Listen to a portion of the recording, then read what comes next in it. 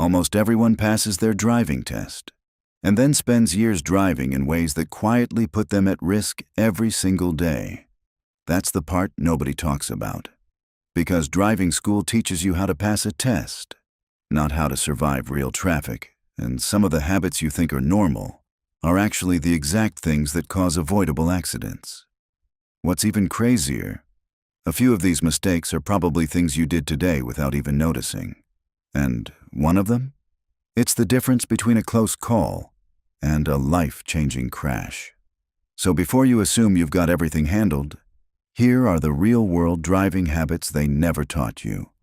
Starting with one that's been wrong your entire life. Most drivers think their mirrors are set correctly. They're not. And that mistake creates a blind spot big enough to hide an entire car. Picture this. You check your mirror. It looks clear. You move over, and suddenly a horn explodes next to you. That car didn't appear out of nowhere. It was sitting in a blind spot you created. If you can clearly see the side of your own car in your side mirror, your mirrors are too far inward. That's the issue. You're duplicating what your rearview mirror already shows instead of expanding your field of vision. The fix is simple. Adjust your mirrors outward until you can barely see the edge of your vehicle. Now something powerful happens. When a car leaves your rearview mirror, it immediately appears in your side mirror and then moves into your peripheral vision. No gap, no disappearance, no guessing. It feels wrong at first, almost uncomfortable. But once your brain adjusts, it feels like you unlocked a wider, clearer view of the road, and you'll wonder how you ever drove the old way. But here's the twist. Even if your mirrors are perfect, you might still be completely invisible. That awkward position where you're slightly behind another car in the next lane, that's the danger zone. You might think, they can see me, but most of the time, they can't. Every vehicle has blind spots, and the bigger the vehicle, the bigger the blind spot. SUVs, vans, lifted trucks, they have zones where entire cars vanish. If you're hovering near their rear quarter panel, you're basically flipping a coin and hoping they checked thoroughly before changing lanes. Experienced drivers don't sit there, ever. They make a decision, either pass cleanly or drop back deliberately. No lingering, no floating, no hesitation. Here's a simple rule. If you can't see their face in their side mirror, assume they can't see you. That one habit alone can prevent countless near misses. And once you start thinking about positioning like this, you realize something else might be working against you. Not outside the car, but inside it. Most people set up their seats for comfort. That's the mistake. Driving isn't passive. It's active control at high speed. If your legs fully lock when you press the brake, you're too far back. In a crash, that force transfers directly through your legs, increasing the chance of injury. If you're too close to the wheel, the airbag deploys into you with serious force. It's not a cushion. It's an explosive safety device. The right setup changes everything. Your knees should stay slightly bent when pressing the pedals. Your back should be upright, not reclined like you're relaxing. When you extend your arms forward, your wrists should rest on top of the steering wheel. Then, when you grip the wheel, your elbows stay slightly bent. That positioning gives you leverage, control, and faster reactions. And then there's the headrest. Almost everyone gets this wrong. It's not a comfort pillow, it's a head restraint. Its job is to stop your head from snapping backward in a rear-end collision. If it's sitting behind your neck instead of your head, it's doing nothing useful. It's a small adjustment, but it changes how your body handles impact completely. And then there's the habit that looks relaxed, but can seriously backfire in a split second. Driving with one hand at the top of the wheel might look effortless, but it's one of the worst positions you can use. Modern airbags deploy incredibly fast. If your hand is sitting at the 12 o'clock position when it goes off, your wrist can slam straight into your face. That's how injuries happen instantly. The safer position is 9 and 3. It keeps your arms out of the airbag's path and gives you balanced control over the vehicle. And control matters more than people think. Because when something unexpected happens, you don't get time to prepare.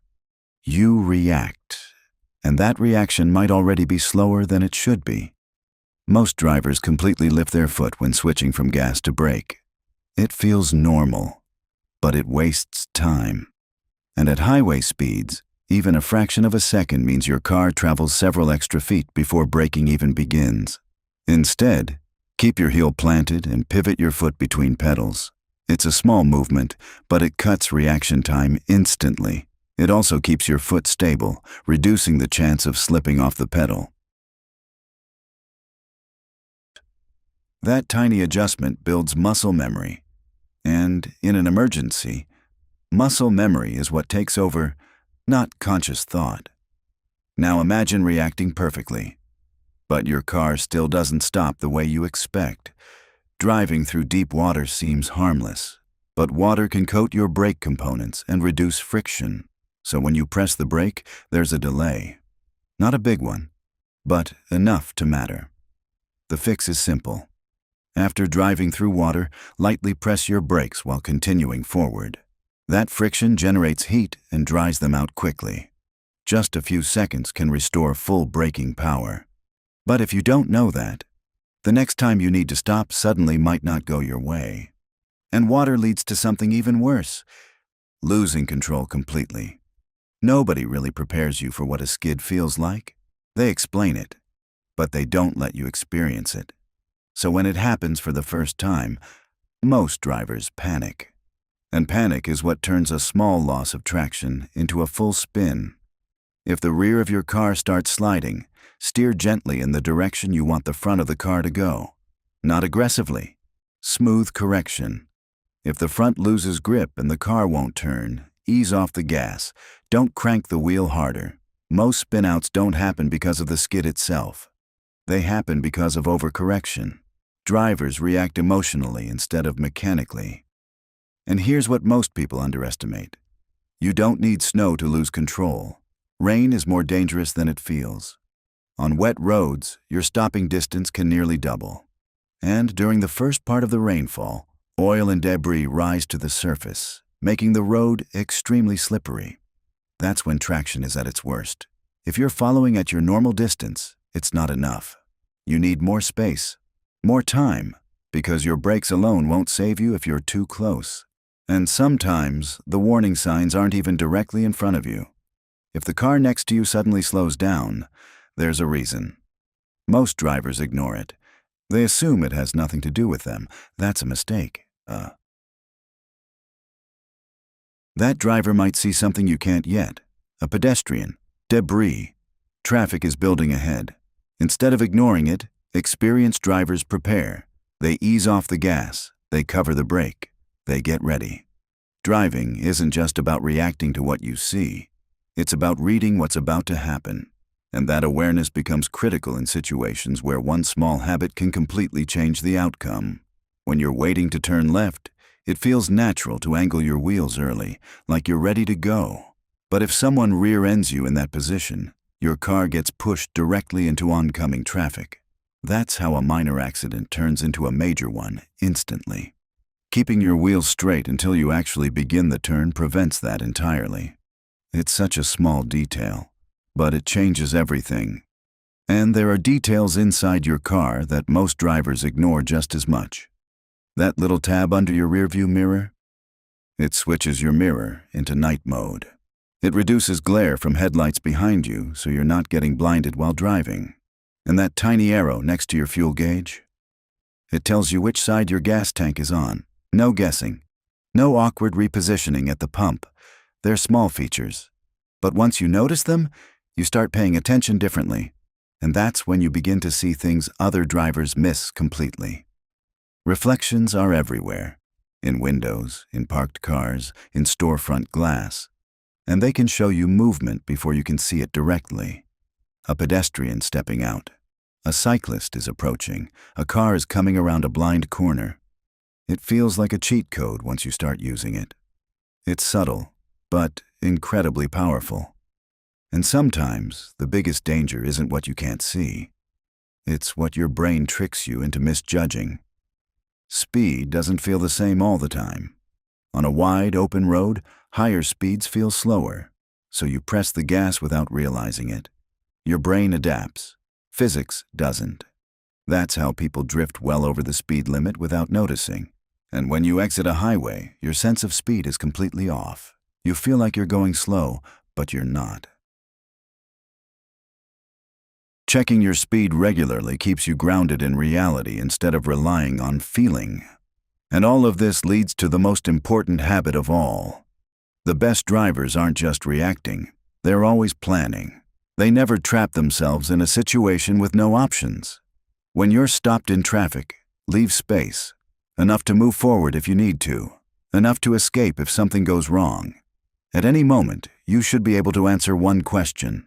If something happens right now, where do I go? Because emergencies don't give warnings. They happen fast. And the drivers who stay safe aren't the ones with the fastest reactions. They're the ones who never get stuck in the first place. Driving school teaches rules. Real-world driving is about awareness. It's about small habits that seem insignificant, but completely change outcomes.